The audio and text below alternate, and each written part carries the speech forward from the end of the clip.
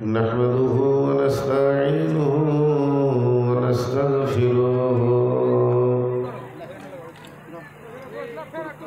ونعوذ بالله من شرور أنفسنا ونعوذ بالله من شرور أنفسنا ومن سيئات أعمالنا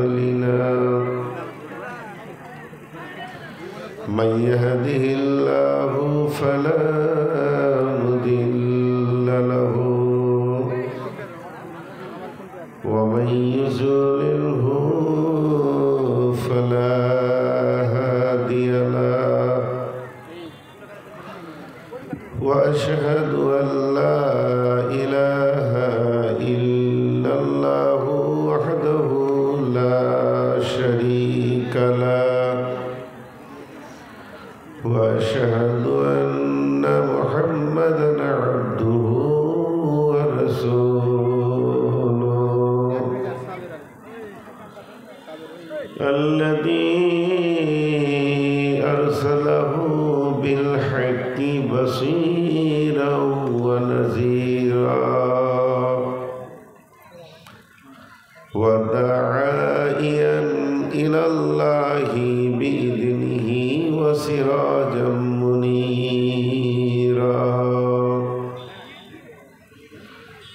أما بعد فإن خير الحديث كتاب الله وخير الهدي هدي محمد صلى الله عليه وسلم وشر الأمور محدثاتها وكل محدثة بدعة وكل بدعة ضلالة وكل ضلالة في النار فقد قال الله تبارك وتعالى في كلامه المجيد وفرقانه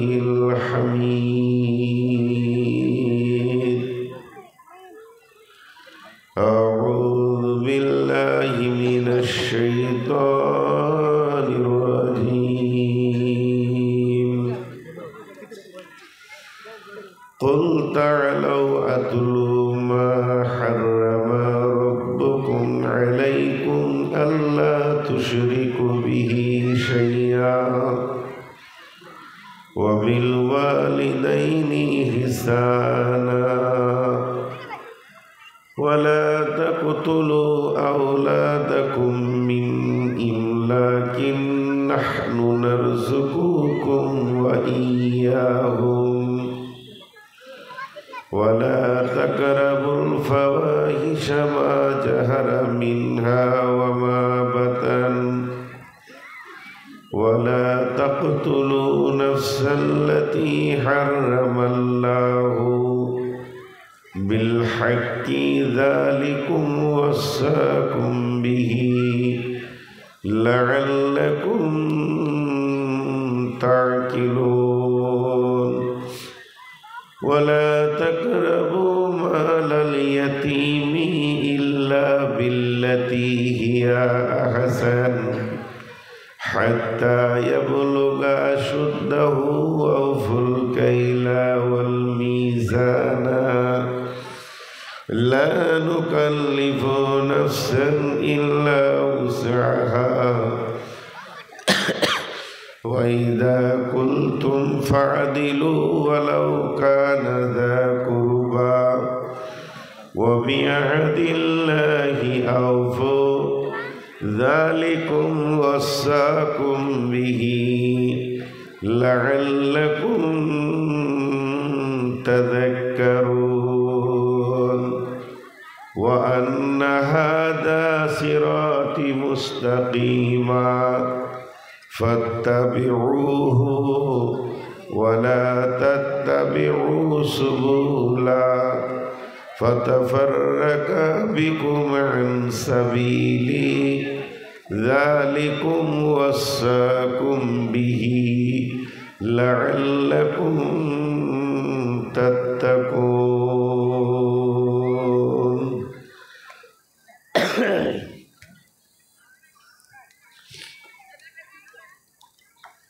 শ্রদ্ধেয় সুযোগ্য আজকের সভার সভাপতি, উপস্থিত আলেম ওলামা বৃন্দ, সামনে আমার দিনদার ইমানদার মুমিন ভাই সকল এবং পর্দা থেকে সুন্নেওয়ালি মোমেনা মা ও বোনেরা,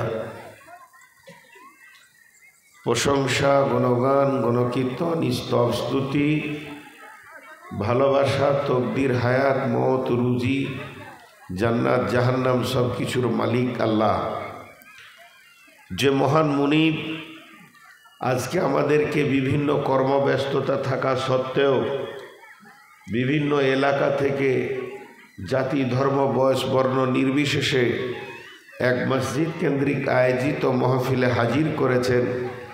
আমরা সেই মুনিবের দরবারে শুকরিয়া করি, আলহামদুলিল্লাহ।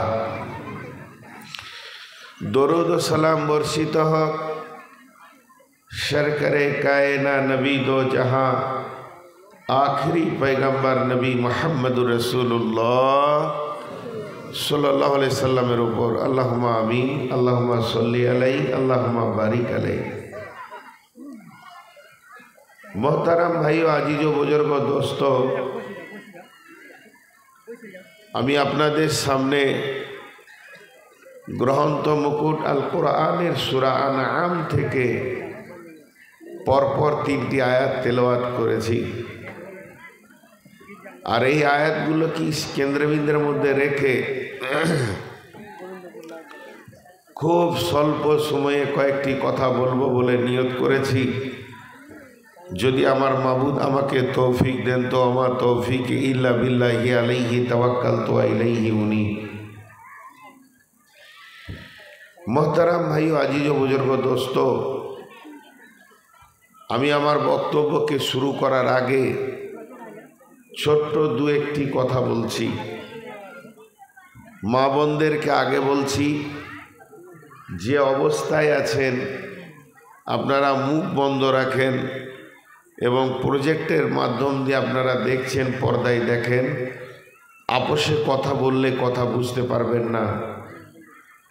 দ্বিতীয় নম্বর কথা বলছি, পুরুষদেরকে 1 টাকা দাঁড়াতে দেবো না।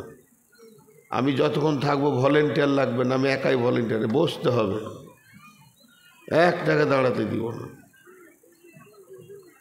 একটা ভলেন্টিয়ার দরকার নেই, যে ভলেন্টিয়ার ও আগে বসবে, ওকে আগে শুনতে হবে। বা আদাব বা নসিব, বে আদাব বে নসিব। আদব শিষ্টাচারে আল্লাহ নসিব চেঞ্জ করেন।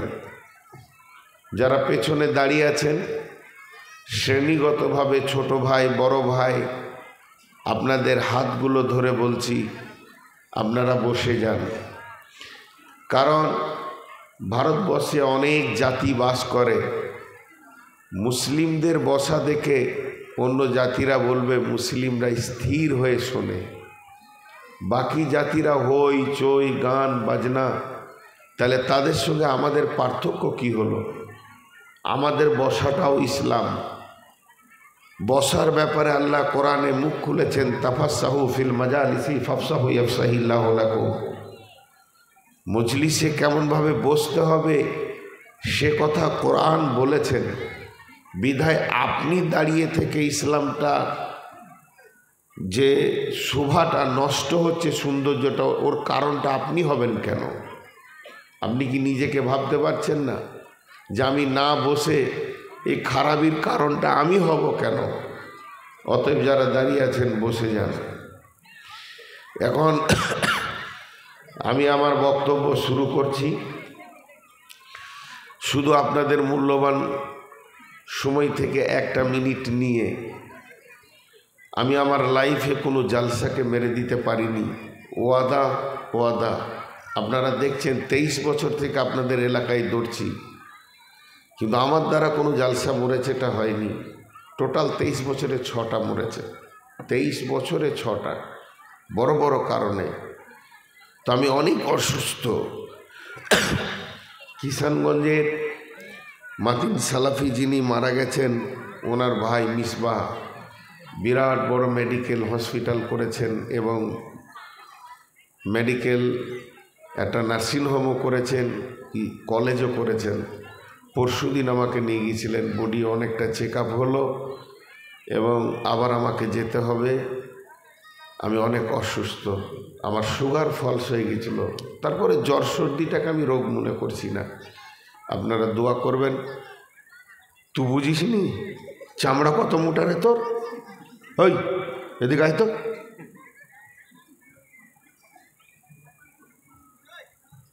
তো আপনারা দোয়া করবেন।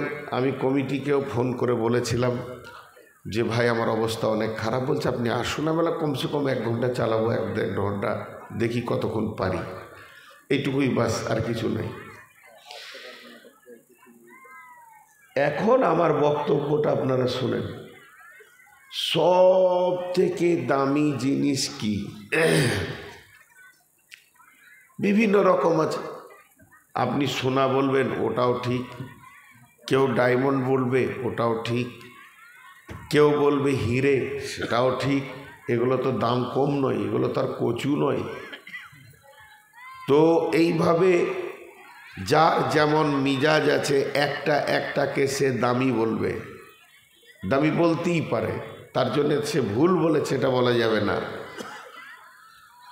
তো আপনার আমার কাছে আজকের যে মহফিলটা, দিনের মহফিল, সব থেকে দামি জিনিস কি আমরা নিজেরাই জানি না। ভিক্ষা। ভিক্ষা মানুষ করে, ভিক্ষা মানুষ করে, বিভিন্ন রকম করে, কিন্তু চাওয়ার কোয়ালিটি থাকতে হবে। চাওয়ার ভঙ্গিতে একটা ফকির বেশি পায়, একটা ফকির কম পায়। আপনার গ্রামে মাদ্রাসা আছে কিনা জানি না। যদি মাদ্রাসা থাকে, 14টা শিক্ষক রেখেছেন, ওসরের সিজনে 14টা শিক্ষক বেরিয়ে যাবে, জাকাতের সময় 14টা শিক্ষক বেরিয়ে যাবে। 10 দিনের 15 দিনের ছুটির পর তারা কালেকশন করে নিয়ে আসবে। দেখা যাবে একটা শিক্ষক 25,000, কেউ 50,000, কেউ 12,000, কেউ 1 লাখ। তার মানে ওর চাওয়ার কোয়ালিটি আছে। আপনাদেরকে আমার একটা প্রশ্ন থেকে যায়, এই চাওয়ার কোয়ালিটিটাও অনেক মূল্যবান। আমরা চাইতেও জানি না। আল্লাহর কাছে যে চাইব, আমরা যতজন বসে আছি সব ভিখারি। আল্লাহ কোরআনে বলে দিয়েছেন, নাহনু আগনিয়া ও আনতুমুল ফুকারা। ধনী আমি, আল্লাহুস সামাদ, আল্লাহ কারো কাছে হাত পাতে না। সারা পৃথিবীর লোক যদি আল্লাহকে সাজদা করে তা আল্লাহ আল্লাহ, সারা পৃথিবীর লোক যদি আল্লাহর বিরুদ্ধে চলে যায় তাও আল্লাহ আল্লাহ। আল্লাহর অনুপরিমাণ যায় আসে না, কিছু বয় না। কিন্তু তিনি এমন আল্লাহ যাকে ছাড়া আমরা একটা সেকেন্ড চলতে পারবো না। তিনি বাদশাহ, আমরা সবাই ভিখারি। এবার রাত্রিকাল, এখন 11:15 বাজতে চলেছে। সেই মাবুদের কাছে আমরা ভিক্ষা চাইব। কেউ কাঁদবে, আল্লাহ আমার মামলাটা মিটিয়ে দাও। কেউ কাঁদবে, আমার আল্লাহ ঋণটা মিটিয়ে দাও। কেউ কাঁদবে, আল্লাহ আমাকে একটা ভালো, আমার ছেলের বিয়ে দিব, ভালো বৌমা দাও। কেউ বলবে, আল্লাহ আমার মেয়ের বিয়ে দিব, একটা ভালো ছেলে দাও। বিভিন্ন সমস্যা নিয়ে তার কাছে গিয়ে পৌঁছাবে। তিনি সমস্ত সমস্যার সমাধানকারী, তিনি হলেন আল্লাহ। তো চাওয়ারও কোয়ালিটি চাই। এখন যদি আল্লাহ আমাদেরকে স্বাধীনতা দিয়ে দেয় আজকে রাত্রিতে, ছোট্ট একটা কথা জানতে চাইছি যে প্রত্যন্ত একটা পাড়া গ্রামে, এই ব্যাকওয়ার্ড এরিয়ায় তোরা এতগুলো আমার গোলাম একটা মসজিদ কেন্দ্রিক আয়োজিত মাহফিলে হাজির হয়েছিস, আমি আল্লাহ খুশি হয়ে গেছি, তোরা যা চাবি আজকে তাই দিব, কিন্তু একটা দিব।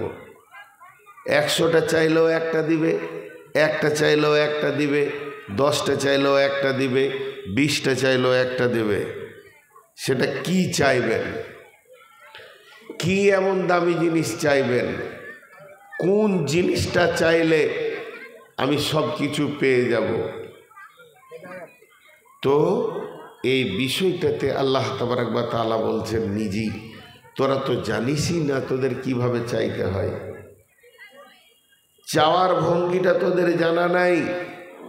এর জন্য আল্লাহ তাবারক ওয়া তাআলা সূরা ফাতিহা নাজিল করেছেন একসঙ্গে। সূরা ফাতিহা যেদিন নাজিল হয়, গোটা কোরআনটা যে দরজা দিয়ে এসছে ওই দরজা দিয়ে আসেনি, সূরা ফাতিহা অন্য দরজা দিয়ে এসেছে এবং অন্য ফেরেশতা নিয়ে এসেছেন। আর জিবরাইল আমিন এসে বললেন, ইয়া রাসূলুল্লাহ, আজকে আপনাকে 2টি নূর দেওয়া হবে। সেই 2টি নূর, তার মধ্যে একটা হচ্ছে সূরা ফাতিহা আর একটা হচ্ছে সূরা বাকারার শেষ 3টি আয়াত।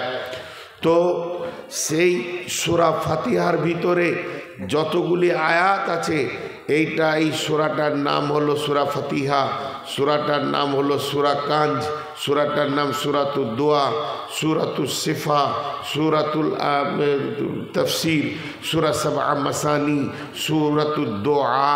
এই সূরাটার নাম যেমন ফাতিহা, তেমনি সূরাটার নাম হচ্ছে সূরাতুদ দোয়া। দোয়া মানে চাওয়া। এই সূরাটা চাওয়ার জন্য করা হয়েছে। আর আমরা যে সলাত পড়তে যাই, যে নামাজ পড়তে যাই, এই নামাজটা কেন যাই? চাইতে যাই, ভিক্ষা চাইতে যাই রাজ দরবারে। আল্লাহ কোরআনে বলেছেন, ইস্তাঈনু বিসসবরি ওয়াস-সালাহ, ধৈর্য এবং নামাজের ভিতর দিয়ে আমার কাছে চা, আমি তোদেরকে কবুল করব। বিসসবরি ওয়াস-সালাহ ইন্নাল্লাহা মা'আস-সাবিরিন, ধৈর্যশীলদের সঙ্গে আল্লাহ রয়েছেন। তো সেই সূরা ফাতিহার ভিতরে চাওয়াটা লুকানো আছে, সেটা আমরা বারবার চাই। ইহদিনাস সিরাতাল মুস্তাকিম, আল্লাহ শিখিয়ে দিয়েছে, যে হেদায়েত পেল সে সব পেল, আর যে হেদায়েত পেল না সে কিছুই পেল না। হেদায়েত একটা এমন মূল্যবান সম্পদ, যে হেদায়েত পেল সে সব পেল, যে হেদায়েত পেল না সে কিছুই পেল না। 0 0 0 0 0। সিরাতি মুস্তাকিম, সোজা রাস্তা। আল্লাহ বলছেন, বিসমিল্লাহির রহমানির রহিম, আল্লাহু ওয়ালিয়ুল্লাযীনা আমানু ইখরিজুহুম মিনাদ-দুলুমাতি ইলান-নূর ওয়াল্লাযীনা কাফারু আউলিয়াউহুমুত-তাগুতু ইখরিজুনাহুম মিনান-নূরি ইলাদ-দুলুমাত উলাইকা আসহাবুন নারি হুম ফিহা খালিদুন। আল্লাহ রাব্বুল আলামিন যেদিন আদমকে বানালেন, সেই দিনই আজাজিল ইবলিস হলো। তার অহংকার, তার তাকাব্বুর হযরতে আদমকে মেনে নিতে পারল না। সেদিন থেকে ইবলিস হয়ে গেল। শুধু ইবলিস হলো না, পৃথিবীটা 2 ভাগে বিভাজন হয়ে গেল। একটা হলো অন্ধকারের রাস্তা, আর একটা হলো আলোর রাস্তা। আল্লাহ তাবারক ওয়া তাআলা বলছেন, আল্লাহু ওয়ালিয়ুল্লাযীনা আমানু ইখরিজুহুম মিনাদ-দুলুমাতি ইলান-নূর। যারা আল্লাহকে ভালোবাসবে, আল্লাহকে আপন বানাবে, তারা অন্ধকারের রাস্তা থেকে বের হয়ে এসে হেদায়েতের নুরানি রাস্তায় চলবে। ওয়াল্লাযীনা কাফারু আউলিয়াউহুমুত-তাগুতু ইখরিজুনাহুম মিনান-নূরি ইলাদ-দুলুমাত।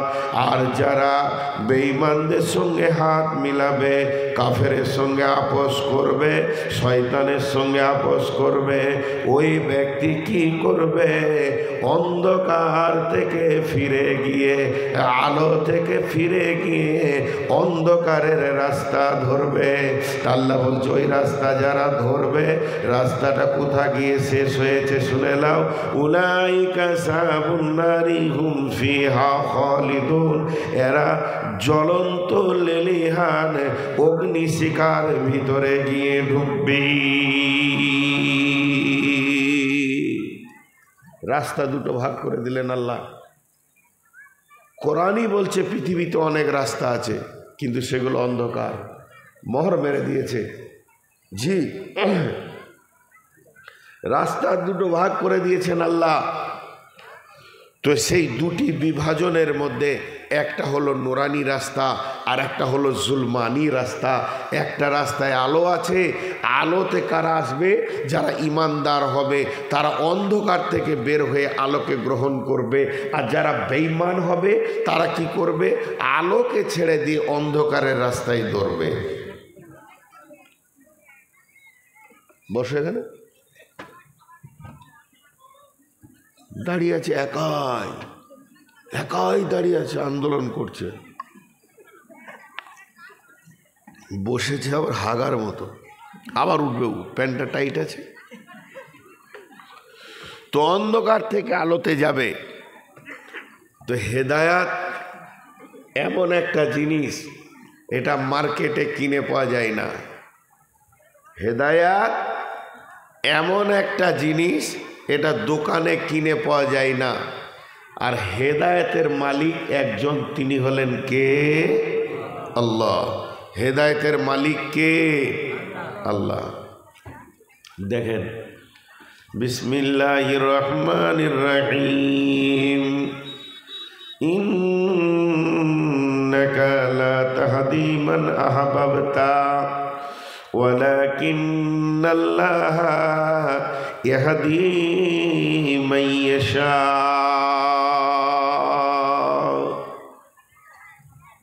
বন্ধু আমার, বিশ্বনবী এতিম ছিলেন, মায়ের পেটে আব্বা চলে গেল। যেদিন তিনি পৃথিবীর বুকে এসে ৬-৭ বছরের হলেন, সেদিন মাও বিদায় নিয়ে নিলেন। তিনার মা নাই, তিনার আব্বা নাই, কিন্তু একজন চাচা, চাচাদের ভিতরে কিছু বেঈমান ছিল, কিছু ইমানদার ছিল। তো ওই চাচার নাম আবু তালিব। আবু তালিব নবীজিকে আঁকড়ে ধরে নিলেন। শুধু তাই নয়, আবু তালিব বলেছিলেন, বেটা মোহাম্মদ বল, তোকে কে মেরেছে? তার বংশ বুনিয়াদ আমি আরবের মাটিতে রাখবো না।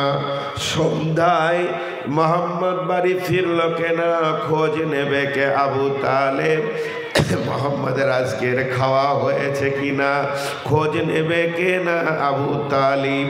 আবু তালিব নবীজিকে এত ভালোবাসতেন, নিজের ছেলে আলী কোলে বসে আছেন আর নবী মোহাম্মদ মুস্তাফা সাল্লাল্লাহু আলাইহি সাল্লাম হেঁটে আসছেন। তিনি শিশু, নিজের ছেলেকে মাটিতে নামিয়ে দিয়ে আল্লাহর রসুলকে কোলে নিলেন কে না আবু তালিব। এই আবু তালিব কত ভালোবেসেছেন। এই আবু তালিব বিশ্ব নবীকে আঁকড়ে ধরে রেখেছেন। শুধু তাই নয়, বিয়ে দেওয়ার ব্যাপারে চিন্তা ভাবনা কার না আবু তালিব। খাদিজার সঙ্গে ব্যবসায় জড়িত করেছিলেন কে না আবু তালিব। এত ভূমিকা ছিল, মত কাছিয়ে গেছে। আবু তালিব মুমূর্ষ অবস্থায় রয়েছেন। এমন সময় বিশ্ব নবী গিয়ে বলছেন, চাচা আপনি অন্তত লা ইলাহা ইল্লাল্লাহটা পড়েন, বাকিটা আমি আল্লাহর সঙ্গে আপোষ করে নিব। কিন্তু নিজের দলের লোকের দিকে তাকিয়ে কালেমা পড়তে পারল না। এত নবীকে ভালোবেসেও তার কপালে কালেমা জুটল না। এর জন্য আল্লাহ বলছেন, ইন্নাকা লা তাহদি মান আহবাবতা ওয়ালাকিন্নাল্লাহা ইয়াহদি মান ইয়াশা। হে বিশ্ববাসী, বলছি রে, আমি যাকে ইচ্ছা করি হেদায়েত দিই, হেদায়েতের মালিক হলাম আমি, হেদায়েতের মালিক তোমরা কেউ নও। তুমি চাইলে হবে না, আমাকে চাইতে হবে। তোমার চাওয়াতে হেদায়েত পাবে না। হেদায়েত একটা বড়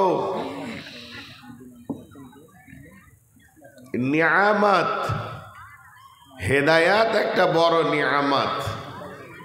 जिसको हिदायत मिली उसको सब कुछ मिली, जिसको हिदायत ना मिली उसको कुछ भी ना मिली। কিছুই পেল না। যে হেদায়েত পেল না সে কিছুই পেল না, সে জিরো। একটা গল্প শোনাবো, আপনারা আবার এটাকে হাদিস বলবেন না। কিছু গল্পের মধ্যে জ্ঞান আছে, এটাই আমি একটা নবীর নাম নিয়ে বলছি, কিন্তু আপনারা হাদিস বলবেন না যে এটা নূর মোহাম্মদ বলে গেছে বুখারীর হাদিস। হাদিস নয়, কিছু বুঝাতে গেলে মিসাল দিতে হয়। আল্লাহ কোরআনেও মিসাল দিয়েছেন, মাসালুহুম কামাসালিল্লাযী ইস্তাওকাদা নারান ফালাম্মা আজাআত মা হাওলাহু। এগুলো আল্লাহর দেওয়া উদাহরণ, তো উদাহরণ দিয়ে মানুষকে বোঝাতে হয়। একটা লোক হন্তদন্ত করে রাস্তায় হাঁটছে, ও বিরাট বড় আল্লাহওয়ালা মানুষ, ও আল্লাহর সঙ্গে কথা বলে। মুসা নবী যেমন তুর পাহাড়ে গিয়ে আল্লাহর সঙ্গে কথা বলে, তো ইও আল্লাহর সঙ্গে কথা বলে। তো যখন হেঁটে যাচ্ছে তো ড্রেনে একটা শূকর, খিঞ্জির, সাঁওতালেরা খায়, খ্রিস্টানেরা খায়, সেই শূকর ড্রেনে পেশাব পায়খানা কাদাতে খিঁচেতে এতটা ডুবে আছে। তখন ওকে বলছে, এই আল্লাহর গোলাম তুমি দাঁড়াও। ও দাঁড়িয়ে গেছে। কী ব্যাপার, শূকর কথা বলছে কেন? এটা আবার মাঝে একবার বলে দিচ্ছি, এটা গল্প, উদাহরণ দিচ্ছি। তুমি কোথা চললে? বলে আমি চললাম আল্লাহর সঙ্গে কথা বলতে। বলছে ঠিক আছে, তোমার দরকার যখন আছে তো তুমি আল্লাহর সঙ্গে কথা বলবে, তবে আমি একটা কথা জিজ্ঞেস করতে বলছি, আল্লাহকে জিজ্ঞেস করে এসি এত। বলে কি? বলে তুমি এমন কি ভালো কাজ করেছো আল্লাহ তোমাকে মানুষ বানিয়েছে আর আমাকে শূকর বানিয়েছে? জিজ্ঞেস করে আসি। সে চলে গেল পাহাড়ে, তার যত কাজ ছিল কাজগুলোকে সেরে নিল, সেরে নিয়ে এবার ফিরে আসছে। আল্লাহ বলছে, এই গোলাম দাঁড়া, তোকে কি কেউ কিছু জিজ্ঞেস করতে বলেনি? তো বলছে আল্লাহ একটা শূকর জিজ্ঞেস করতে বলেছিল। আল্লাহ বলছে ওকে বলে দিবি আল্লাহুস সামাদ। আল্লাহ কাউকে তাওয়াক্কা করে না, আল্লাহ কারো মুখাপেক্ষী নয়, কাকে কি বানাবে এটা আল্লাহর ব্যক্তিগত ডায়েরি। তবে ও যখন প্রশ্ন করেছে, ওকে আমি একটা উপহার দিব। বলে কি উপহার? তুই কি ওকে বলবি মানুষ হবি? ও বলবে হ্যাঁ, আর তুই আমার নামটা একবার লিবি রব্বানা, আমি সঙ্গে সঙ্গে মানুষ বানিয়ে দিব। ওকে যে মানুষ বানাবো তো একটা শর্তে বানাবো, মানুষ হয়ে যাওয়ার পর ও যা চাইবে আমি তাই দিব, হেদায়েত দিব না। যা তুই ওকে বলে দিগা। এবার ওই লোকটা ফিরে যাচ্ছে, শূকরটা ড্রেন থেকে উঠে দাঁড়িয়ে বলছে আল্লাহর ওলি আমার খবরটা দাও, আমার প্রশ্নের উত্তরটা দাও। সঙ্গে সঙ্গে বলছে যে তুই এ ব্যাপারে আল্লাহর সঙ্গে কোনো কথা বলবি না, আল্লাহ বেনিয়াস, আল্লাহ কারো তাওয়াক্কা করেন না। তবে শুনেলে আল্লাহ তোকে একটা উপহার দিয়েছে। শূকরটা বলছে তাড়াতাড়ি দাও। বলে কোনো মাল নয়। তোর ভিতরে যখন এরকম প্রশ্ন এসেছে, আল্লাহ তোকে এক্ষুনি মানুষ বানিয়ে দেবেন। আমাকে বলছে তবে একটা শর্তে মানুষ বানাবে, তুই মানুষ হয়ে যাওয়ার পর যা চাইবি তাই দেবে। গাড়ি দেবে, বাড়ি দেবে, বিবি দেবে, ছেলে দেবে, মেয়ে দেবে, জামাই দেবে, নাতি দেবে, পোতা দেবে, বৌমা দেবে।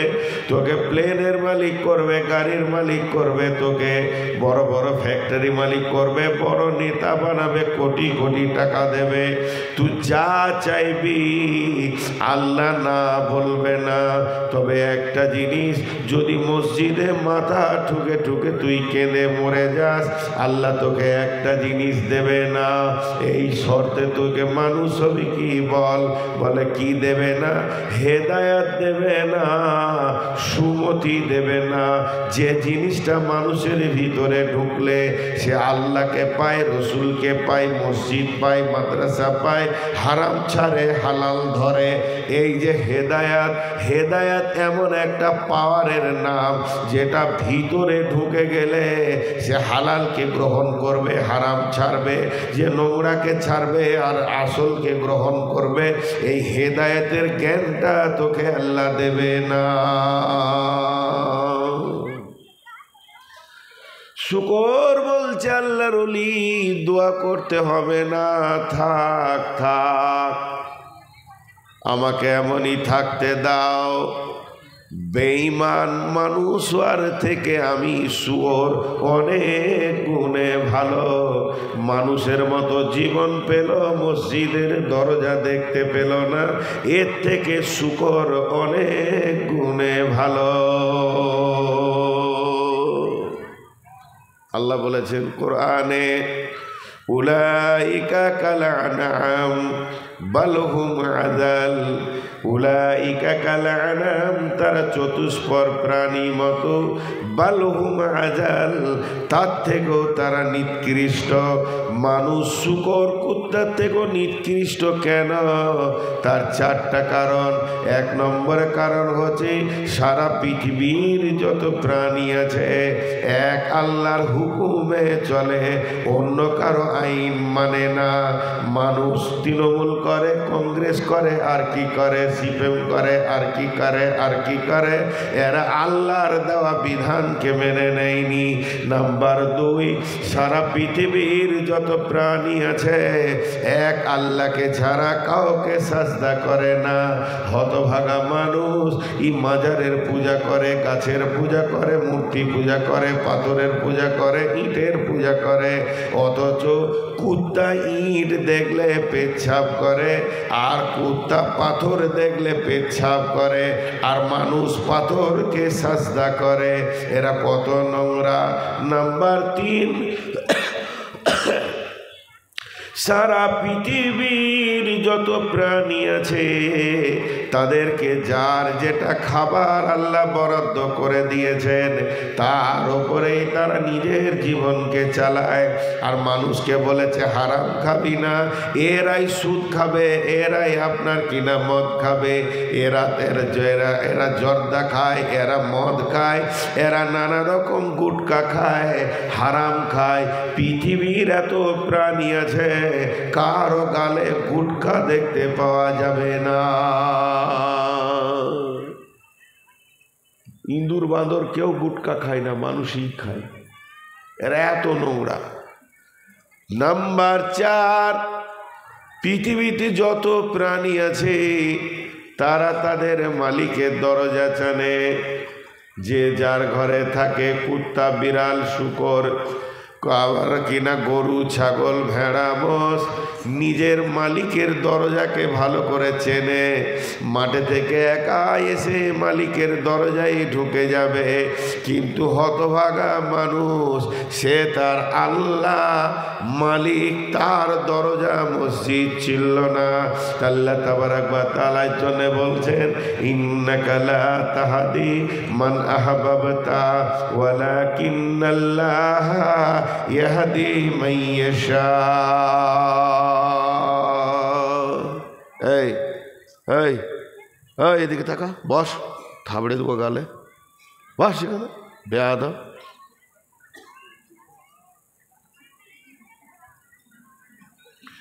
হেদায়াত এমন একটা জিনিস, এটা আল্লাহর কাছে ছাড়া কারো কাছে নেই। রসুলের নিজের চাচা হেদায়েত পেল না, আর হেদায়েত পেল কে? হিন্দা। হিন্দাকে চিনেন? হিন্দার নাম শুনেছেন এর আগে? কথা বলেন। এই যারা মাদ্রাসায় পড়েছে এরা জানবে, যারা সাধারণ হিন্দাকে চিনেন আপনারা? জি, হিন্দা হলো ইমাম মাবিয়ার মা, এজিদের দাদি। হিন্দা হচ্ছে আবু সুফিয়ানের বিবি। এই মালটা, এই মেয়েটি কত বড় কাজ করেছিল জানেন?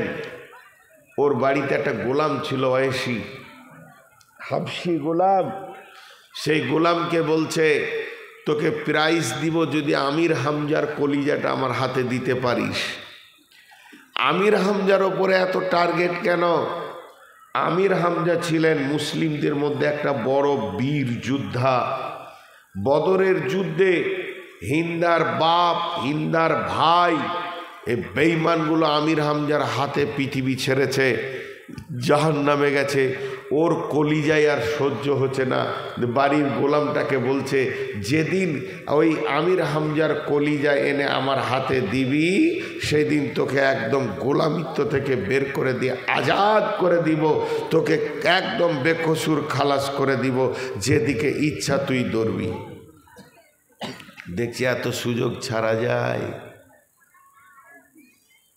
এক বছর যেতে না যেতেই, কমপ্লিট এক বছর হয়নি, তার আগে ওহুদের ডঙ্কা বেজে উঠল। ওইসি দেখল বিরাট সুযোগ, আমির হামজাকে কি করে কাবুতে আনা যায়। ওইসি বলছে, সবসময় আমি খেজুর গাছের আড়ালে মরুভূমির প্রান্তে শুধু তাক করে আছি, কখন আমি আমির হামজাকে পাবো। যখনই আমি যুদ্ধের মহড়া দিতে গিয়ে দেখলাম আমির হামজা সৈন্যদের ভিতর থেকে বাইরে একা কোনো জায়গায় টহল দিচ্ছে, ওই অবস্থায় আমি আমার বর্ষাটাকে মেরে দিলাম। আমির হামজার বুকে গিয়ে বর্ষাটা পড়ল। এত বড় বীর যোদ্ধা অকাতরে মাটিতে পড়ে গেল। আমি দেখলাম সুযোগটা হাতছাড়া করলে হবে না।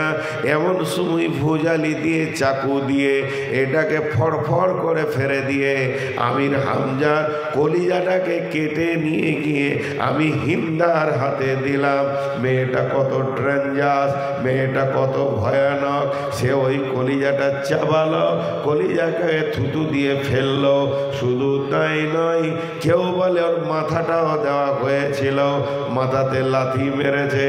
শুধু এই পর্যন্ত নয়, কালিজাগুলোকে টুকরো টুকরো করে মালা করে গলায় নিয়েছে। এত বড় ডেঞ্জারাস মেয়ে, যার নাম হলো হিন্দা।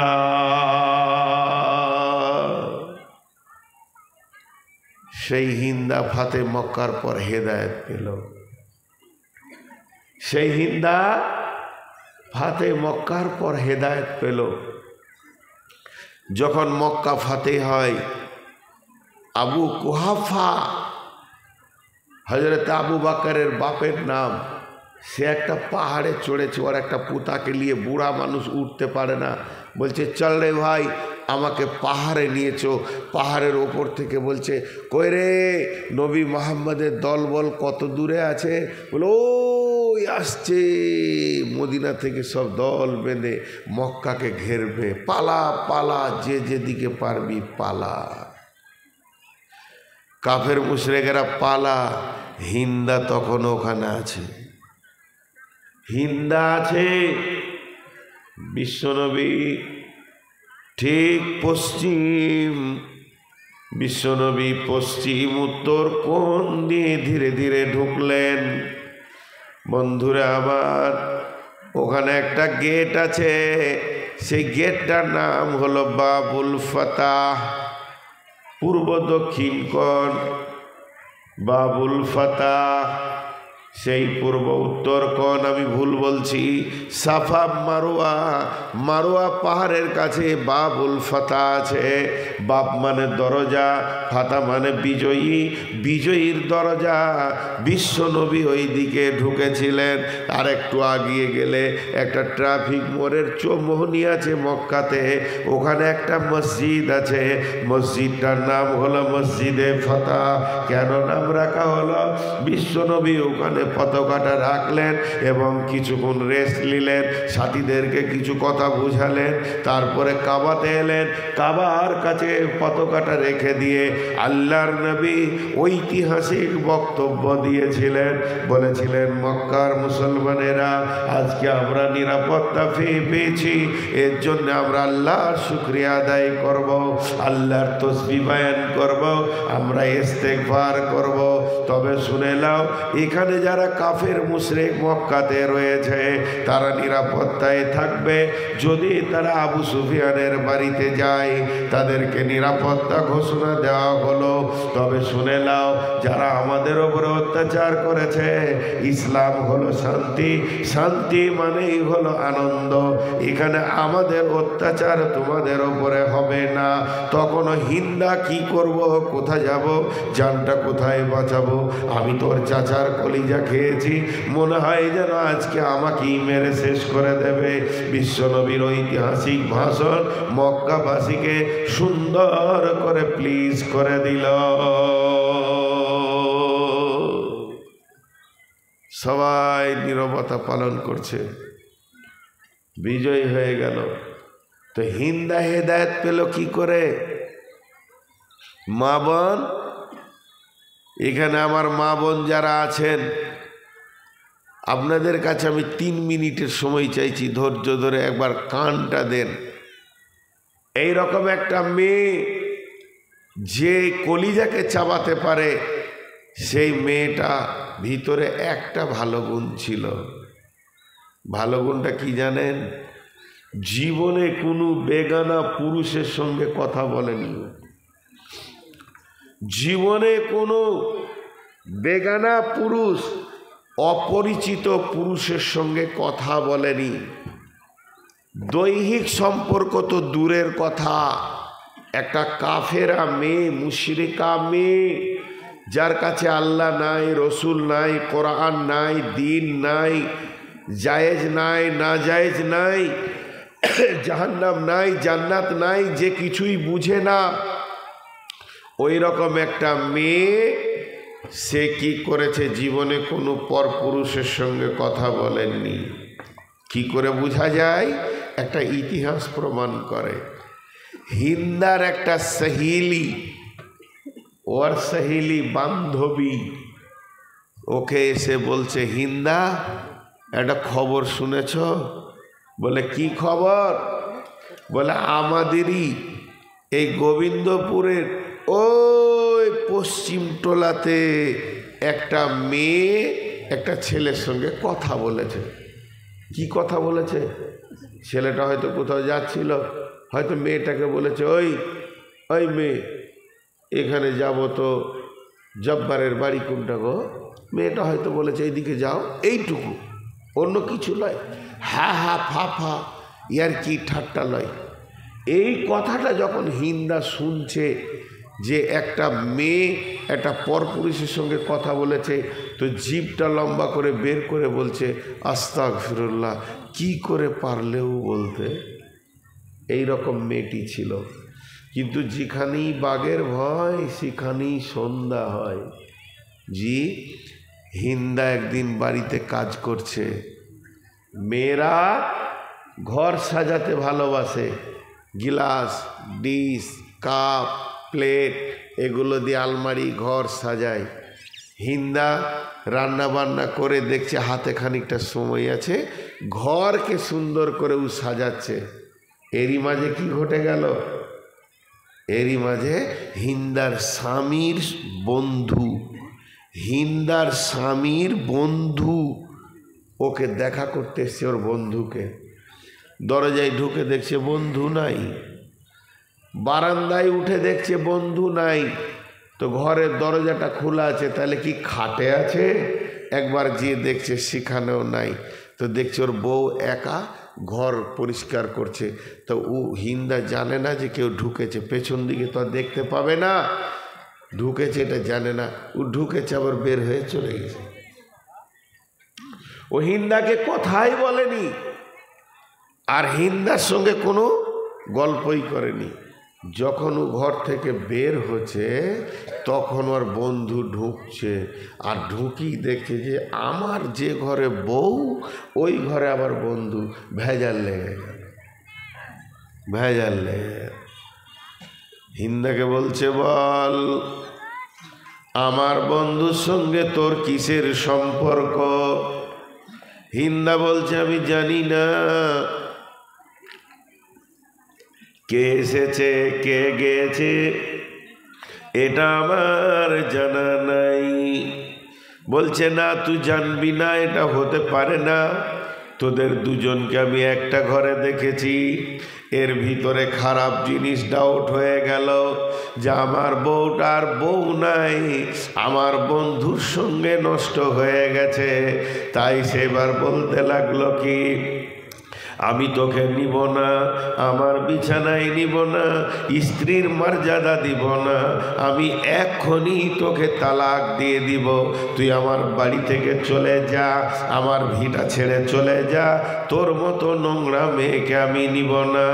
আর মেয়েটি বড় সতী, সে অঝর নয়নে কাঁদছে, জীবনে তো পরপুরুষের সঙ্গে কথা বলিনি, আবার আমার জীবনেই ঘটনাটা ঘটে গেল।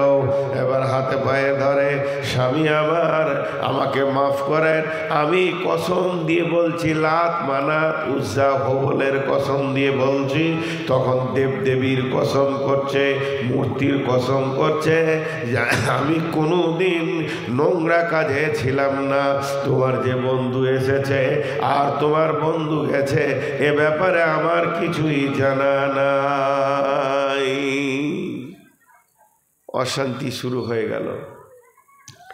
দাম্পত্য জীবনের অশান্তি সব থেকে বড় অশান্তি। এই অশান্তি যখন শুরু হলো তখন চারিদিকে বন্ধু বান্ধব আর বোঝায়, দাদা নানা বোঝায়, খ্যাপা মেয়েটা ভালো, রাগ অমন করিস না, হবে না। ও 2-4 মাস পেরিয়ে গেল, ওকে বুঝিয়ে কেউ পারছে না, ওকে আমি নিব না, ও খারাপ, ও চলে যাক যেদিকে যাবে। শেষ মেশ এক মুরব্বী এসে বলছে, একটা কাজ কর, ওরা তো তখন মুশরিক কাফের, একটা কাজ কর, একটা কাহেনের কাছে যা, জাদুকর হাত চালাই, ওই কাহেনের কাছে যা, মক্কা থেকে বের হয়ে চলে যাবি দিকে, এই এতটা রাস্তা যাওয়ার পর ঠিক এরকম ঘুরে একটা মোটামুটি পাহাড়ের ধারে একটা বস্তি আছে, ওখানে এক জাদুকর আছে, চলে যা। চলে গেল দুইজনে স্বামী স্ত্রীতে। দে বলে, সব জাদুকর যদি হাত চালিয়ে ঠিক দেখে আর যদি বলে দেয় যে তোর স্ত্রীটা ভালো, তোকে কিন্তু বউ নিতে হবে। বলছে, ও বললে নিয়ে নিব। এবার সমস্যার সমাধান হয়ে গেল। চলে গেল জাদুকরের কাছে। জাদুকর জিজ্ঞেস করছে, কি ব্যাপার, তোমাদের কি হয়েছে, কোন বিষয় নিয়ে এসেছো?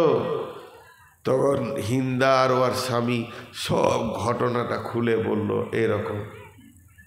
বসো বসো, দিয়ে হাত চালাতে শুরু করলো, বিন বিন বিন বিন করে ও আমরা মন্ত্র পরে আর হাত চালায়। বেশ কিছুক্ষণ জাদু মন্ত্র চালিয়ে শেষকালে এবার রিপোর্ট দিচ্ছে। মানে রিপোর্টটা কি দিচ্ছে, হে হিন্দার স্বামী,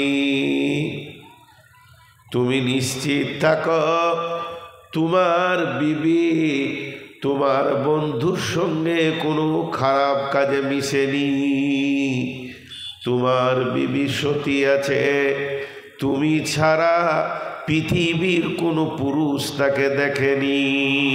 একটা সমাধান মরল।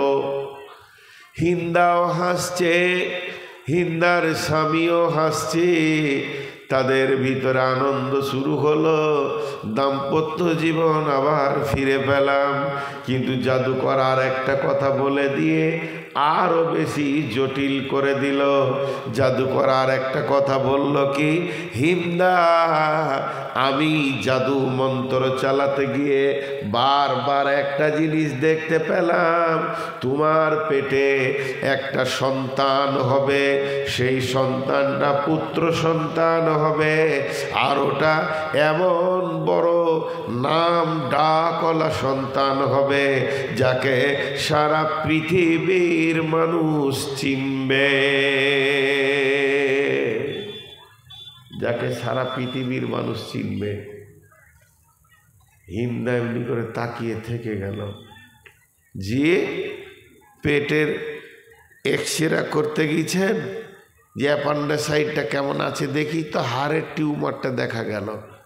এবার হিন্দা বলতে শুরু করলো, তোর ভাত খাবো না, উল্টা শুরু হলো। এতক্ষণ নদী ভাটিতে যাচ্ছিল, এবার উজান। ওর স্বামী বলছে, রাগ করলে নাকি, তোমাকে এরকম সন্দেহ করছি তো, মাফ করে দাও, তুমি আর কিছু মনে করিও না। বলছে, তুমি হাজার মাথা ঠুকলো, তোমার ভাত খাবো না, তুমি অন্য বউ দেখে লাগা, আর ভাত খাবো না। এই যে জিদ ধরে নিল, আর হিন্দাকে কেউ বোঝাতে পারে না। শেষকাল ওর স্বামী বলছে, তোমার এত জিদ কেন? উত্তর দিছে, আপনার সঙ্গে দীর্ঘদিন সংসার করলাম, আমি তোমাকে বুঝে নিয়েছি তুমি একটা কাপুরুষ, আর কাপুরুষের বিচে কোনোদিন সুপুরুষ বীর যোদ্ধা হতে পারে না। আমার পেটে যদি একটা বীর যোদ্ধা সুপুরুষ নিতে হয়, তার বাপটাকেও সুপুরুষ হতে হবে। হিন্দা করল কি, হিন্দা সঙ্গে সঙ্গে তার স্বামীকে ছেড়ে দিয়ে তারপরে সে আবু সুফিয়ানকে বিয়ে করলো। সে আবু সুফিয়ানটাকে রসুলের আপন চাচাকে বিয়ে করলো। যে হিন্দা রসুলের চাচি হয়ে গেল। শুধু এই পর্যন্ত নয়, সে আবু সুফিয়ানের ঔরসে হিন্দার গর্ভে যে সন্তানটা জন্ম নিল, তারই নাম হচ্ছে ইমাম মাবিয়া। ইমাম মাবিয়াকে চেনে না এমন কোনো মুসলমান নাই। অতএব সেই হিন্দা রসুলের চাচার কলিজা চাবালো, আর একটা চাচার সঙ্গে বিয়ে হলো। আল্লাহ বলছে, একবার তাকিয়ে দেখ, ইন্নাকা লা তাহদি মান আহবাবতা ওয়ালাকিন্নাল্লাহ ইয়াহদি মান ইয়াশা। আমি যাকে ইচ্ছা করি হেদায়েত দিই। নবী হে, তোমার ইচ্ছাতে হেদায়েত হবে না। হেদায়েত একটা এমন জিনিস। চলেন, এখন আমি যে আয়াত আপনাদের সামনে পড়েছি, আল্লাহ এবার আমাদেরকে হেদায়েতের রাস্তা বলছেন। 10টা কথা এখানে বলছেন, একটু খেয়াল করবেন, আমার হাতের দিকে তাকান। বিসমিল্লাহির রহমানির রহিম। কুল তাআলাউ আতুলু মা হাররামা রাব্বুকুম আলাইকুম আল্লা তুশরিকু বিহি শাইয়্যা ওয়া বিল ওয়ালিদাইনি ইহসানা ওয়া লা তাকতুলু আওলাদাকুম মিন ইমলাকিন নাহনু নারযুকুকুম ওয়া ইয়্যাহুম ওয়া লা তাকরাবুল ফাওয়াহিশা মা জাহারা মিনহা ওয়া মা বাতান ওয়া লা তাকতুলু নাফসাল্লাতী হারামাল্লাহু ইল্লা বিল হাক্কি যালিকুম ওয়াসাকুম বিহি লাআল্লাকুম তাকিলুন ওয়া লা তাকরাবু মালাল ইয়াতীমি ইল্লা বিল্লাতী হিয়া আহসান হাত্তা ইয়াবলুগা আশুদ্দাহু ওয়া আউফুল কায়লা ওয়াল মিজানা লা নুকাল্লিফু নাফসান ইল্লা উসআহা ওয়া ইযা কুলতুম ফা'দিলু ওয়ালাউ কানা যা কুরবা ওয়া বিআহদিল্লাহি আওফু যালিকুম ওয়াসাকুম বিহি লাআল্লাকুম তাযাক্কারুন।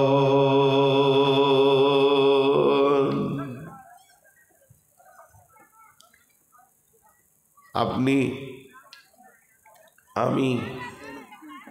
আমি আপনাকে গাড়ি নিয়ে বেরিয়ে যাচ্ছি, আপনারা বলছেন কোথায় যাবেন? তখন আমি বললাম যে আমি কাটিহার যাব। আপনারা লোকেশন দিচ্ছেন, এখন তো গুগল লোকেশন উঠে গেছে। লোকেশনে কি বলছেন? আপনি গোবরা মোড়ে উঠবেন, তারপরে পাবেন পায়খানা মোড়, তারপরে পাবেন চাঁদপুর চণ্ডীপুর, তারপরে পাবেন আর কোথাও দিল্লির দেওয়ানগঞ্জ, লাভা। যদি এই জিনিসগুলো আপনি দেখতে পান তাহলে জানবেন আপনার রাস্তা ঠিক আছে। আর এর পরিবর্তে যদি 70 মোড় দেখতে পান, ফতেপুর দেখতে পান, আর যদি ভালুকা দেখতে পান, জানবেন আপনার রাস্তা ঠিক নাই, হেদায়েত গোলমাল হয়ে গেছে। আল্লাহ বলছেন, শোন, আমরা তো 3-4টা জিনিস অন্ধের মতো হাঁটি। মোবাইলটা একবার দেখে নিলাম কতটা রিচার্জ আছে না নাই, চার্জে লাগিয়ে দিলাম, চার্জ হয়ে গেল। মোবাইলটা দেখে নিলাম ব্যালেন্স আছে না নাই, ক তারিখ পর্যন্ত আছে, আবার রিচার্জ করে দিলাম, ব্যালেন্স বেড়ে গেল। কিন্তু আমার হায়াত কতটা আছে এ ব্যাপারে আমার কাছে কোনো খবর নাই। আর আমি কতটা নেকি গুনাহ করেছি এ ব্যাপারে আমার কাছে কোনো খবর নাই। আর আমি সঠিক দিনের রাস্তায়, হেদায়েতের রাস্তায় আছি না হেদায়েতের রাস্তায় নাই, এ ব্যাপারে আমার কাছে কোনো খবর নাই। জি ভাই, খুব খেয়াল করেন।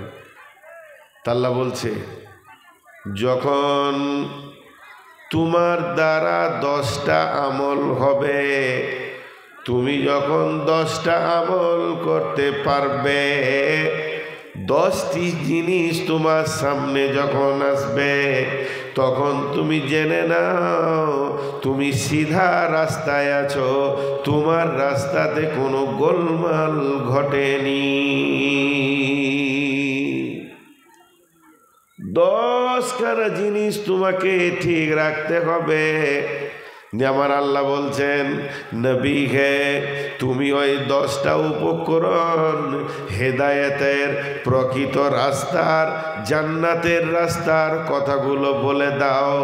আমার উম্মতদেরকে জানিয়ে, আমার গোলামদেরকে জানিয়ে দাও সেই 10টা কি।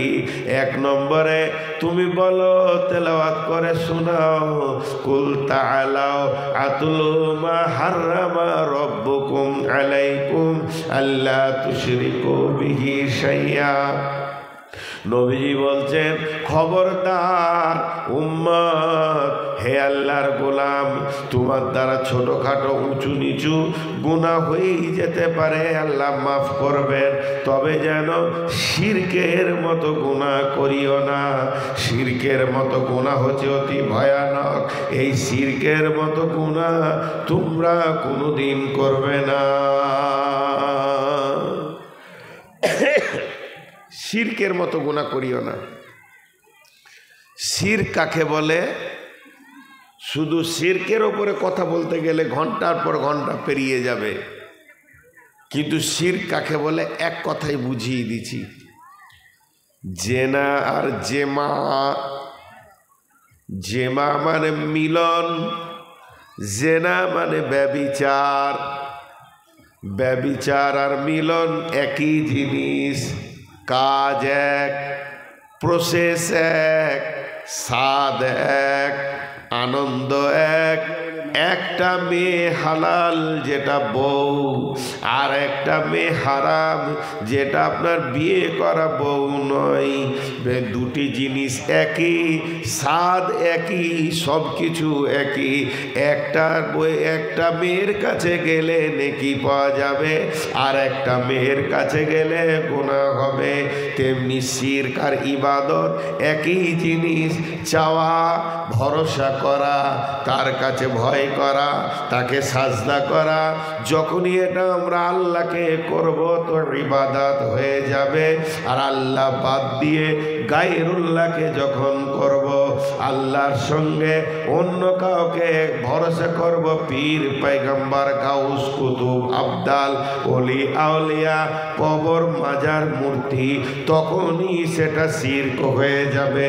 আর আল্লাহ তাবারাক ওয়া তাআলা বলছেন ইন্নাহু মাইয়ুশরিক বিল্লাহি ফাকাদ হারামাল্লাহু আলাইহিল জান্নাতা ওয়া মাওয়াহুম নার ওয়া মাওয়াহুম জাহান্নাম।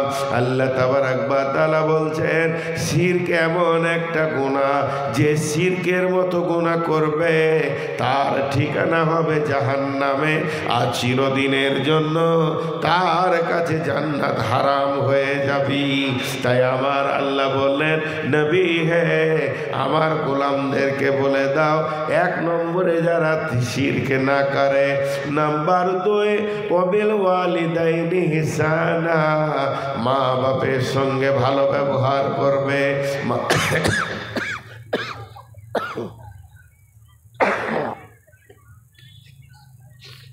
জি খুব কষ্ট হয়েছে, আমার শ্বাসকষ্ট হয়েছে। ওখানে নিয়ে আসেন, আমি 15তে ছাড়, 1.5 ঘন্টা ওখানে নিয়ে আসেন, আসতে আর সময় লাগে।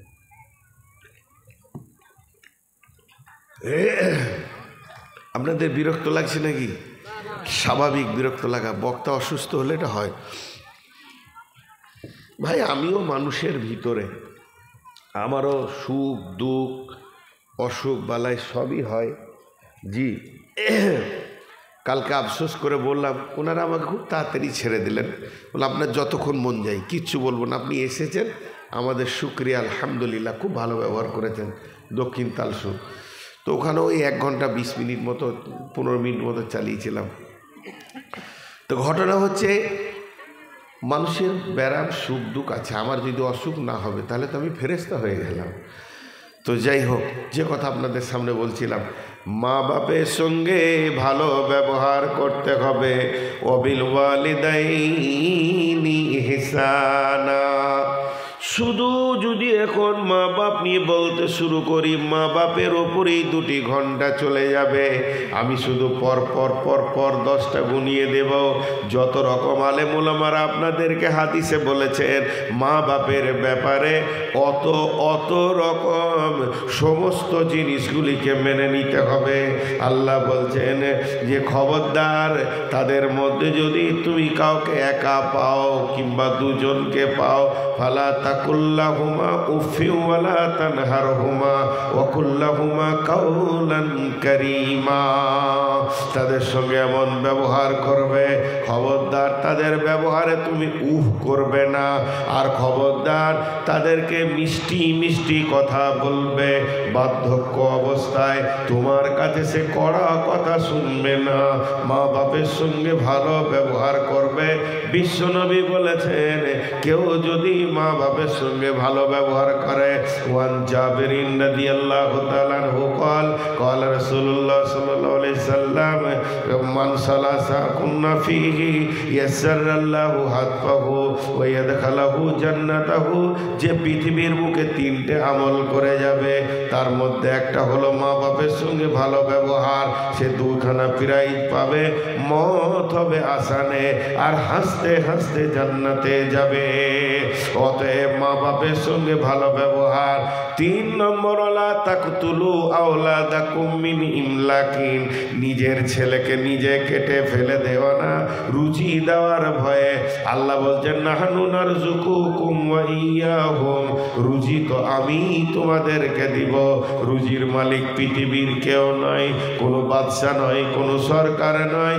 আমি যতগুলো গোলাম পৃথিবীতে পাঠায়, তাদের রুজির বরাদ্দ আমার হাতে আছে। অতএব নিজের সন্তানকে নিজে কতল করে দিও না, রুজি দেওয়ার ভয়ে। কোনো বাপ মা আছে কি সন্তানকে জবাই করে? জি হ্যাঁ আছে।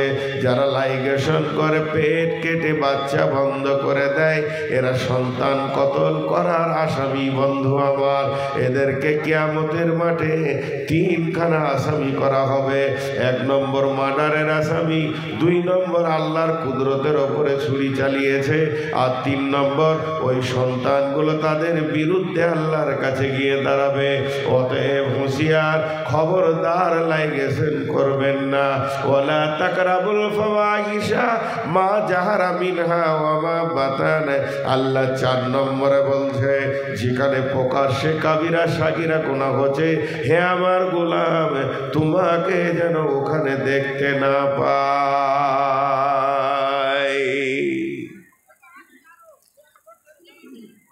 প্রকাশ্যে কাবিরা গুনাহ, এরা এসে দাঁড়িয়ে গেল কেন? এই বসতে হবে, বুঝিস না? বস, আমাকে শেষকালে দেখা করবি তো তোর বাপের নামটা লিব। বাপ আদব শিখায়নি কোন মজলিসে গিয়ে বসতে হয়?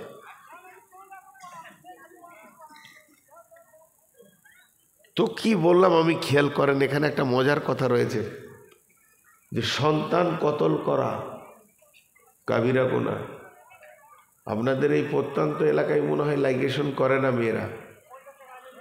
যদি লাইগেশন করে, যে মেয়েটা করবে তার স্বামী, তার গার্জেন, যার অসহায় করবে, যে ডাক্তার করবে, যে এনজিও থেকে হবে, সকলেই কিন্তু আসামি। 4 নম্বর আল্লাহ বলছেন ওয়ালা তাকরাবুল ফাওয়াহিশা, যে জায়গায় তুমি দেখছো কাবিরা গুনাহ হচ্ছে, ওই চায়ের দোকানের পাশে তাস চলছে, লুডু চলছে, দাবা চলছে, ক্যারমবোর্ড চলছে, ওখানে সুদের হিসাব চলছে, ওইখানে মদ চলছে, ওই জায়গায় মুমিন তুমি যাবে না, তাহলে তোমার রাস্তা পদস্খলন ঘটে যাবে, তুমি জান্নাতে পৌঁছাতে পারবে না। যেখানে প্রকাশ্য এবং গোপনে কাবিরা গুনাহ চলে, ওই জায়গায় মুমিন কোনোদিন দাঁড়াবে না। আমি একজন বড় আলিমকে জিজ্ঞেস করেছিলাম, এখানে মাঝে 2 মিনিট কথা বলে নি, 2 মিনিট কথা বলে নি, প্রসঙ্গের বাইরে, নাহলে ভুলে যাব। আমি মাদ্রাসায় তথাকথিত ফারেক হয়েছি ইসলামপুর থেকে, এই ধুলিয়ানের কাছে ইসলামপুর। আমার ইলমিয়াতের ক্ষমতা হচ্ছে আমি বিসমিল্লাহটা তারকিব করতে পারবো না, যারা আলিম তারা বুঝছে। কিন্তু আমি বহু বই, বাংলা, দর্শন, ফিলোজফি পড়াশোনা করি নিজে নিজেই। আর বাংলা যে খুব বেশি পড়েছি তা নয়, ক্লাস 5 পর্যন্ত। আমার ভাষা শুনে অনেকে মনে করে যে অনার্স করেছে, অনেকে বলেছেও, বাংলাদেশের লোকও বলেছে। তো এটা আল্লাহর দান। মাইকটা সামনে এলে তখন আমার মাথায় কথা আসে, কোথা থেকে আসে আমি জানি না, এটা আল্লাহর দান। কিন্তু কিয়ামতের একটা আলামত এই মাঝে বলে নিচ্ছি, বাধ্য হয়ে বলছি, তাতে যদি আপনারা জুতোগুলো ছুঁড়ে দেন তা আমি ফুল বলে কুড়িয়ে নেব। জাহেলরা ফতোয়া দেবে, 22 বছর বক্তব্য দিচ্ছি, একটাও ফতোয়া দিই না। 22 বছরে একটাও ফতোয়া দিই না। কেন দিতে পারবো না? আমার সেই ইলম নাই। যখন কোনো আলিম মাদ্রাসা থেকে পড়ে বেরিয়ে আসবে, ফতোয়া দিতে ওই পারবে। আসমা ও রিজালের উপরে যে অনার্স করবে, ডক্টরেট করবে, যে মাদানিরা করছে, মদিনাতে এক্সটার, এই হাদিস থেকে কি কি ফতোয়া হতে পারে এগুলো পড়ানো হয়, 2, 4, 6 বছর পড়ানো হয়।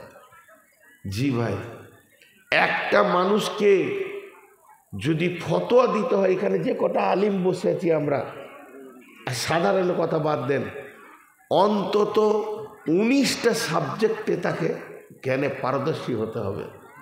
ইসলাম অত ছোট জিনিস নয়, জান্নাত জাহান্নাম ডিপেন্ড করছে এর উপরে। 19টা সাবজেক্টে, আর কমসে কম 7 থেকে 9টা জানতেই হবে। নুহু, ইলমে সার, ইলমে নুহু, ইলমে সার, ইলমে তাসাউদ, ইলমে তাসদিকাত, তারপরে আছে আপনার ফালসাফা, বালাগাত, ফাসাহাত, তারপরে আছে আদব, এগুলো জানতে হবে। এখনকার জাহেলরাও ফতোয়া দিচ্ছে, হাদিস সোজা করে পড়তে পারছে না, সেই ফতোয়া দিয়ে দিচ্ছে। জি আচ্ছা, পাবলিকের ভিতরে একটা কথা চলন আছে, এটা খুব মন দিয়ে বলছি, যে মৌলবীরা বলে আমরা যা বলছি তা শুনো, আমরা যা করছি তা করিও না। কোন মৌলবী বলেছে বলেন তো? কোন মৌলবী বলেছে? ওর নামটা বলেন। খামকা এটা বলে দিয়েছে। আজ পর্যন্ত যতগুলো মৌলানা আদায় করছে, এই মাদ্রাসাগুলো টিম টিম করে আলো জ্বলছে কোরআনের, শুধু আলিমদের পায়ের ঘাম, মাথার ঘাম পায়ে পড়ছে বলি চলছে, শিক্ষক থেকে নিয়ে বক্তা থেকে নিয়ে সবাই। কিন্তু একটা বক্তাকে দেখিয়ে দেন কালেকশন করতে করতে আল্লাহকে বলেছে তুমি করিও না ভুল, মাথা খারাপ হয়েছে, তুমি বানিয়ে দিলেই হয়ে যাবে। এটা কোনো আলেমের মুখ থেকে বের হবে? তো জাহেলরা হেদায়েতের দরজায় নামতে আসবে, ফতোয়া দেবে, এসেছে হাদিস। তো আল্লাহ তাবারক ওয়া তাআলা এখানে একটা কথা বললেন কি, যেখানে প্রকাশ্য গুনাহ চলছে যেও না। তো আমি একজন বড় আলিমকে জিজ্ঞেস করেছিলাম, ব্যাংকে তো প্রকাশ্য সুদের লেনদেন চলছে। ব্যাংক এমন একটা জায়গা যেটা সকাল থেকে সন্ধ্যা পর্যন্ত খালি সুদের রোলিং চলে। ওই জায়গায় কি আমাদের দাঁড়ানো যাবে না? কারণ কোরআন বলছেন ওয়ালা তাকরাবুল ফাওয়াহিশা মা জাহারা মিনহা ওয়া মা বাতান, প্রকাশ এবং গোপনে যেখানে কাবিরা গুনাহ চলছে, মুমিন তুমি ওখানে দাঁড়াইও না। তাহলে একটা ব্যাংকে প্রকাশ্যভাবে চলছে সুদ, ও জায়গায় মুমিনের দাঁড়ানো যাবে না। জি হ্যাঁ, ওটাই ঠিক, ব্যাংকে দাঁড়ানো যাবে না। তবে বর্তমানে আপনি রাখবেন কোথাও অর্থকে, এর ওপরে বড় বড় আলেমরা একমত হয়ে অন্তত একটা বই রাখা যাবে। আর যতক্ষণ থাকবেন ততক্ষণ আবার চট করে বেরিয়ে আসতে হবে। ব্যাংকে তো আপনি কারেন্ট অ্যাকাউন্ট করেন, 1 টাকাও আপনার সুদ হবে না। যতটা রাখবেন অতটা তুলবেন, সব দিকটা ভেবে চিন্তে করতে হবে। আল্লাহ বলছেন ওয়ালা তাকরাবুল ফাওয়াহিশা মা জাহারা মিনহা ওয়া মা বাতান। 5 নম্বরে আমার আল্লাহ বলছেন ওয়ালা তাকতুলু নাফসাল্লাতী হারামাল্লাহু ইল্লা বিল হাক্কি। একটা মানুষ আর একটা মানুষকে কতল করিও না, একটা মানুষ আর একটা মানুষকে মেরে দিও না। আল্লাহ নবী বলছেন কেউ যদি একটা মানুষের জানকে বাঁচালো, সে সারা পৃথিবীর মানুষের জানকে বাঁচালো। কেউ যদি একটা মানুষকে মার্ডার করলো, সে সারা পৃথিবীর মানুষকে মার্ডার করলো। কিন্তু আল্লাহ এখানে বলেছেন ইল্লা বিল হাক্কি, যদি হকের সঙ্গে হয়। তার মানে 3 জনকে মার্ডার করা জায়েজ আছে, পৃথিবী থেকে তাদেরকে যদি সরিয়ে দেওয়া হয় গুনাহ হবে না। 1 নম্বরে যদি কেউ বিয়ে করার পর ব্যভিচার করে, আল্লাহ মাফ করুন, এদেরকে দুনিয়া থেকে সরিয়ে দাও। 2 নম্বরে হচ্ছে কেউ যদি মুসলমান ইসলাম ধর্ম ছেড়ে দিয়ে ইহুদি নাসারা কাদিয়ানি হয়ে যায়, তাকেও দুনিয়া থেকে সরিয়ে দাও, গুনাহ হবে না। 3 নম্বরে হচ্ছে কেউ যদি মার্ডার করে থাকে, কতলের পরিবর্তে কতল, একেও তুমি কতল করে দাও। যেটা আজকে কোরআনের হিসাব যেখানে রয়েছে, আরবের বুকে এই বিচার চলছে। তবে আমাদের দেশে ফতোয়াটা লাগু হবে না কেন? যে আমরা রয়েছি অন্য জায়গায়। অতএব বন্ধু, কোরআন বলছে খবরদার মানুষ হয়ে মানুষ মার্ডার করবে না।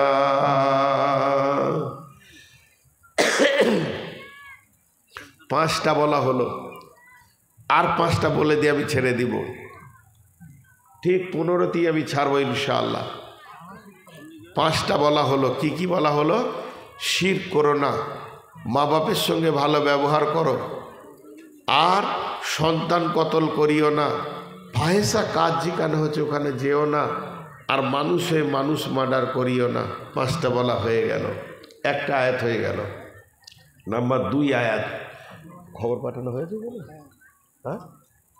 নাম্বার 2 আয়াত ওয়ালা তাকতুলু ওয়ালা তাকরাবু মালাল ইয়াতীমি।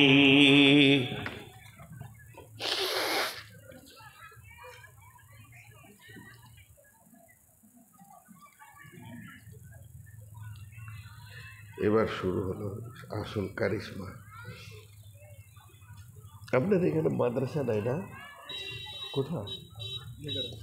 তো ওই মাদ্রাসা গোবিন্দপুরে মাদ্রাসা আছে, তো রাস্তা নাই কেন গ্রামটা বাবু? হ্যাঁ, রাস্তা হচ্ছে না। এ তো জীবনে একটা নতুন জায়গা দেখলাম, হ্যাঁ, যেদিকে যাবে জলাশয়। তারপরেও ভালো লাগলো, মসজিদটা অনেক বড়। আর 5টা আপনাদেরকে গোনাচ্ছি, এই 5টা শুনে যান, চলে যাবেন না। তারপর আপনাদের বক্তা আসছে ইনশাল্লাহ। সেই 5টা কি? ওয়ালা তাকরাবু মালাল ইয়াতীমি ইল্লা বিল্লাতি হিয়া আহসান হাত্তা ইয়াবলুগা শুদ্দাহু। বিশ্ববাসীরে, খবরদার, এতিমের মালে হাত দিও না, এতিমের মালকে ভক্ষণ করিও না। সূরা নিসার গোটা একটা রুকু শুধু এতিমের কথাই বলা আছে, এতিমের মালের কথা বলা আছে। এতিমের মাল কেমন? এটা হলো 440, এটা হলো 220 তার, এটা 440 তার। এগুলোতে কখনো যদি লেগে যায় ছিটকে ফেলে দেবে, কিন্তু 11,000 যদি হাত দেন আর জীবনে বাঁচতে হবে না। কোনো ব্যক্তি যদি এতিমের মালে আত্মসাৎ করে, ওই লোকটা কোনো দিন জান্নাতে যাবে না। জি, এতিমের মাল কেমন? এতিমের মাল বহু রকম হয়। 1 নম্বরে ধরেলেন এতিম, আপনারা 2 ভাই, বড় ভাইয়ের ছোট ছোট ছেলে আছে, বড় ভাই হঠাৎ মারা গেল, 2 ভাই সংসার করছিলেন, আপনি জমি বেশি করে নিলেন, যেগুলো আমার টাকা দেওয়া আছে। ওরা বুঝতে পারলো না যেটা ওদের বাপের টাকার দেওয়া আছে। শুধু তাই নয়, আমার প্রথম বিবি মারা গেছেন, উদাহরণ দেওয়ার জন্যে বলছি, তাকে কবরে রেখে এলাম, আমি আবার দ্বিতীয় বিয়ে করে নিলাম। এরপরে আমার সেই প্রথম বিবির ছোট ছোট 2টি ছেলে, তাদের মায়ের কাপড়, সোনা দানা, তার মায়ের ড্রেসিং টেবিল, আয়না, তার মায়ের খাট, এগুলো আর অন্য বিবিকে ব্যবহার করা যাবে না। এখন আর ওই খাটটা একা আমার নাই, ওটা 3 জনের হয়ে গেছে, ওটা ভাগ বন্টন হবে। তো এতিমের মালকে রাখোয়াল করে রেখে দিতে হবে, ঘেরে রেখে দিতে হবে। কতদিন? হাত্তা ইয়াবলুগা আশুদ্দাহু, যতক্ষণ পর্যন্ত তারা বড় না হয়েছে।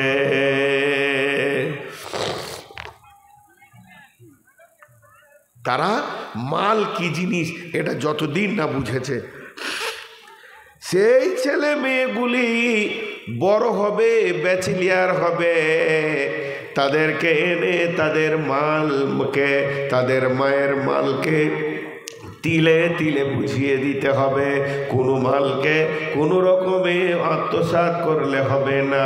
আল্লাহ বলছে ওয়ালা তাকরাবু মালাল ইয়াতীমি হাত্তা ওয়ালা তাকরাবু মালাল ইয়াতীমি হাত্তা ইয়াবলুগা আশুদ্দাহু।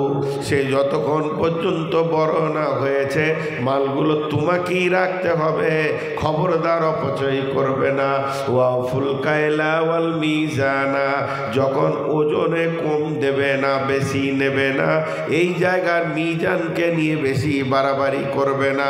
ওয়াইলুল লিল মুতাফফিফিন আল্লাযীনা ইযা ইকতালু আলান নাসি ইস্তাওফুন ওয়া ইযা কানুহুম আও ওয়াদানুহুম ইউখসিরুন। ওই লোকদের জন্য জাহান্নাম রেডি হয়ে রয়েছে। তারা যখন লোককে মাল দেয় কম দেয়, আর যখন মুখের কাছ থেকে নেয় তখন বেশি নেয়, তাদেরকে ওয়াইল জাহান্নামে যেতে হবে। তো আমার রব বলছে খবরদার, মালে কম বেশি করবে না, ওজনে মিটারে লিটারে মাপে কম বেশি করবে না। 3 নম্বরে লা নুকাল্লিফু নাফসান ইল্লা উসাহা। কোরআনটা এমন কিছু আল্লাহ দেয়নি যেটা তুমি বহন করতে পারবে না, এর আইনগুলোকে ফলো করে চলতে হবে। 4 নম্বরে ওয়াইজা কুলতুম ফাদিলু ওয়ালাউ কানা দা কুরবা। যখন তুমি কোনো বিচারে বসবে, গাঁ দেখেছে তোমাকে বিচার করতে, তখন তুমি ন্যায় কথা বলবে। যদিও তোমার নিকট আত্মীয় হয়, তারপরেও তুমি যেন আত্মীয়র দিকে তাকিয়ে নিজের পার্টির দিকে কোল টেনে কথা বলবে না। যদি কোনো লোক ন্যায় বিচার করে, তো আল্লাহর নবী বলছেন সাবাতুন ইযিল্লুহুমুল্লাহু ফি দিল্লিহি ইয়াউমুল লা দিল্লা ইল্লা দিল্লুহু। ইমাম ইমামুন আদিলুন শাবুন নাশা ফি ইবাদাতিল্লাহ। কঠিন কিয়ামতের দিনে রহমতের ছায়া ছাড়া কোনো ছায়া থাকবে না। সে আরশের ছায়াতে 7 শ্রেণীর লোক বাস করবে। তার মধ্যে একটা শ্রেণী হচ্ছে ওই লোক যে পৃথিবীর বুকে ন্যায় বিচার করেছে। বিচারে বসে অন্যায় কথা খবরদার বলবে না, একদম ইনসাফের সঙ্গে কথা বলবে। ওয়াইজা কুলতুম ফাদিলু, ন্যায় কথা বলবে, অন্যায় কথা বলবে না। ওয়ালাউ কানা যা কুরবা, যদিও তোমার নিকট আত্মীয় হয় তবু যেন তুমি কথা ইনসাফের সঙ্গে বলবে। নিয়ে এবার 5 নম্বরে বলছেন ওয়াবিআহাদিল্লাহি আউফু, ওয়াবিআহাদিল্লাহি আউফু। আল্লাহর যে আইন আছে, আল্লাহর যে হুদুদ আছে, আল্লাহর আইনের একটা সীমারেখা আছে, এটাকে তুমি পুরা করবে। আল্লাহর সঙ্গে গাদ্দারি করবে না, আল্লাহর সঙ্গে ধোঁকাবাজি করবে না। যালিকুম ওয়াসাকুম বিহি লাআল্লাকুম তাযাক্কারুন, এটা তোমাদেরকে ওসিয়ত করলাম যদি তোমরা বুঝতে পারো। এবার 10টাকে গুনাচ্ছি, তারপর আর একটা আয়াত আছে, 10টাকে আগে গুনিয়ে দিই। খবরদার শির করবে না। 2 নম্বরে সন্তান, মা বাপকে কষ্ট দিও না, ভালোবাসবে। 3 নম্বরে সন্তান কতল করিও না। 4 নম্বরে ফায়েসে কাজের কাছে যেও না। 5 নম্বরে মানুষ হয়ে মানুষকে মার্ডার করবে না। 6 নম্বরে এতিমের মাল ভক্ষণ করবে না। 7 নম্বরে ওজনে কম বেশি করবে না। 8 নম্বরে কোরআন তোমার ওপরে ভারী করে দেওয়া হয়নি, এটাকে মেনে চলবে। 9 নম্বরে যখন তুমি কোনো বিচারে বসবে তখন নেই বিচার করবে। আর 10 নম্বরে আল্লাহর সীমারেখার হেফাজত করবে, আল্লাহর আইনের বাইরে পা রাখবে না।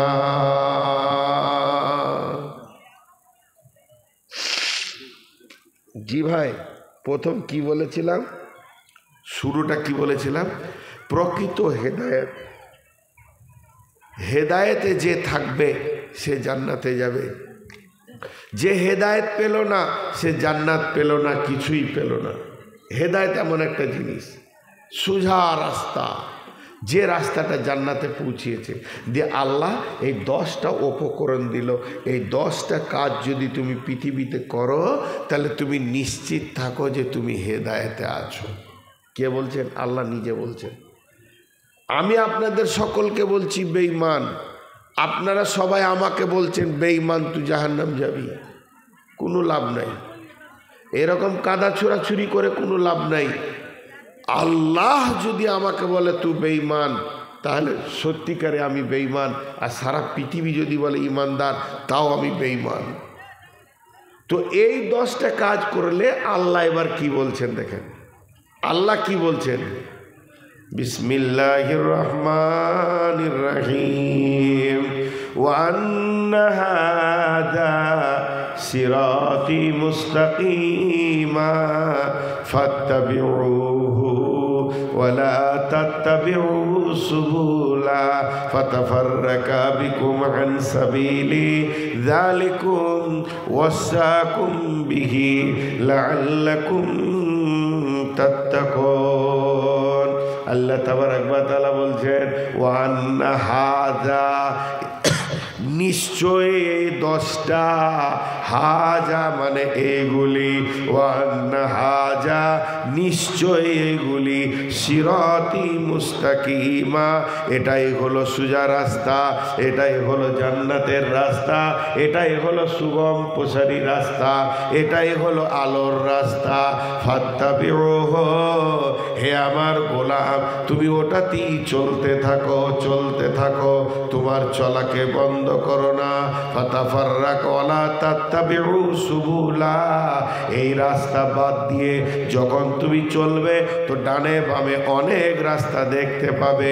যদি ওই রাস্তায় একবার তুমি ঢুকে যাও তাহলে আমার কাছ থেকে অনেক দূরে সরে চলে যাবে। ফাতাত্তাবিউ সুবুলা ফাতাফাররাকা বিকুম আন সাবিলি, আমার কাছ থেকে অনেক দূরে চলে যাবে। যালিকুম ওয়াসাকুম বিহি লাআল্লাকুম তাকিলুন, আমার কাছ থেকে সরে চলে যাবে, আমি আল্লাহকে আর পাবে না। আর এটাই আমি তোমাদেরকে ওসিয়ত করলাম, লাআল্লাকুম তাত্তাকুন, যদি তোমাদের আল্লাহর উপরে ভয় থাকে তাহলে তোমরা হেদায়েত পেয়ে যাবে।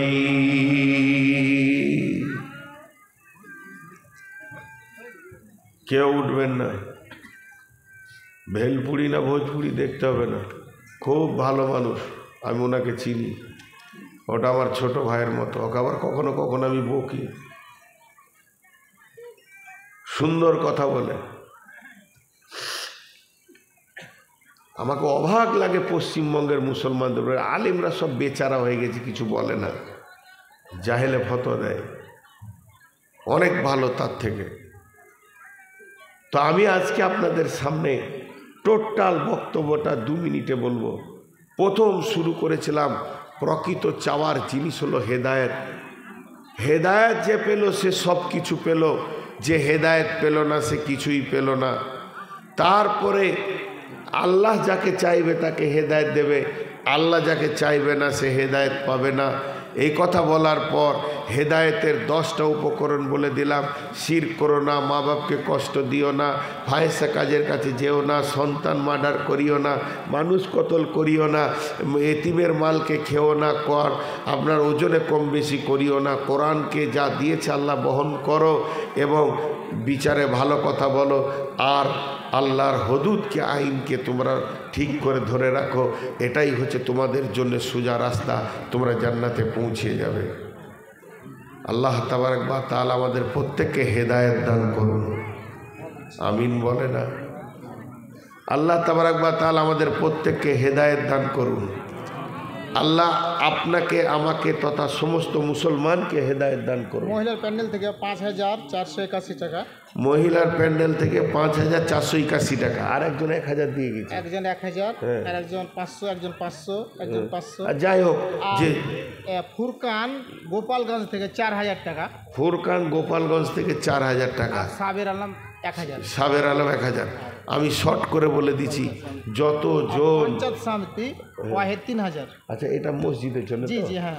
পঞ্চায়েত সমিতি ওয়াহেদ ৩,০০০। জয়ে যা কিছু দান করেছেন আল্লাহর ঘরে, আল্লাহ যেন কবুল করেন, আল্লাহ তাদেরকে বরকত দান করেন, জান মালে বরকত দেন, সুস্বাস্থ্য